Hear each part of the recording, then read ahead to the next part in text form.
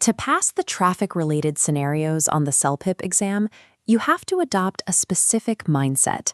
In Canada, driving is treated strictly as a regulated privilege, not an absolute right. Understanding the cultural expectations behind the wheel is a prerequisite for answering the test prompts correctly.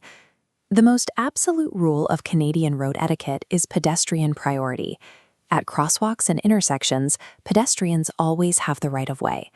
Test scenarios frequently feature drivers yielding to people crossing the street, and your answers must reflect this hierarchy to be considered accurate.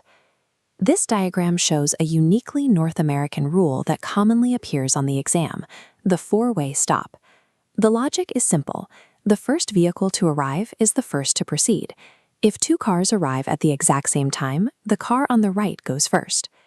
Continuing with specific regulations, look at what happens when a school bus activates its flashing red lights and extends its stop arm.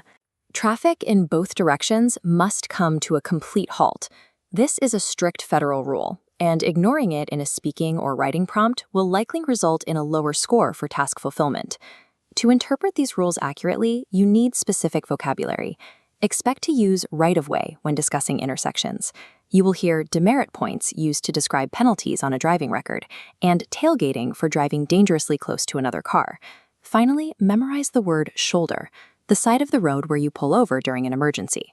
Without grasping these cultural pillars, you risk misidentifying the central conflict in many test prompts. The exam assumes these rules are part of your baseline knowledge. Let's apply this to writing task 1. A common prompt asks you to dispute a traffic or parking ticket. While grammar and task fulfillment are vital, your score also depends on social pragmatics. When disputing a ticket, your response must be highly formal and polite, yet firm in its request. Here is a structured dispute email wireframe. Provide the ticket reference number immediately to establish context, then lead with a formal opening. Next, avoid emotional language. Present logical evidence instead, stating the signage was obscured by foliage, and politely request the ticket be waived.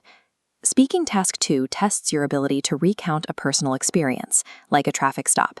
To keep your narrative clear and well organized, use the STAR method: situation, task, action, and result.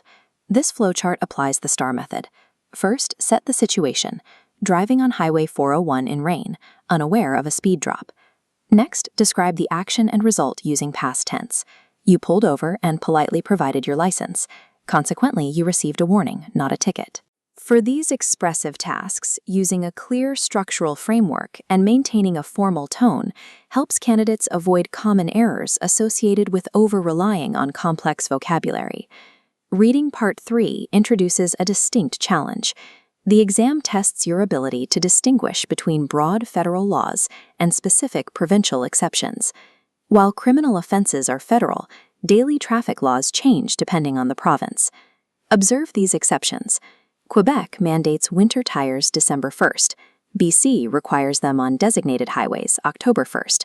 Also, Montreal prohibits right turns on red. Additionally, beware timeline traps. If text states pre-2019 fines were $250 and asks for the 2018 fine, choose the lower figure. Pause the video here and read the text. Candidates often choose the most recent number they see. To avoid this, locate transition words like previously, however, and currently to map out the exact sequence of events. Listening Part 5 requires a different tactic. You will hear multiple speakers discussing a municipal policy, like installing photo radar cameras. You have to track who supports it, who opposes it, and who is neutral. Set up a matrix like this on scratch paper. Draw 3 columns for the speakers and listen for specific idioms. If Speaker B calls the cameras a cash cow, they suggest it's for revenue, not safety. Simply put a minus sign in their column. Success in the receptive modules requires actively mapping data and timelines on your scratch paper. Relying on passive memory alone often results in missing the nuanced details the test uses to distinguish between answer choices. Let's preview the 4 high-frequency traffic scenarios that frequently appear in the test materials.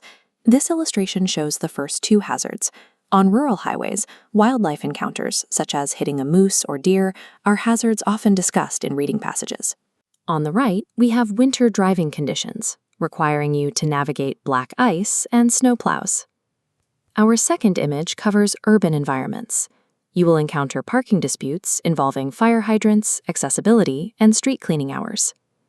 You will also see tasks centered on commuting, specifically the rules for high occupancy vehicle, or HOV, lanes. This cheat sheet organizes everything we've covered. It breaks down the core vocabulary, isolates the provincial timeline traps, and maps out the strategies for all 4 modules. Mastering the CELPIP traffic modules is a test of your ability to systematically interpret Canadian cultural norms and navigate the specific way the test presents data. Apply these methods on your scratch paper, and you will approach test day with a clear plan of action.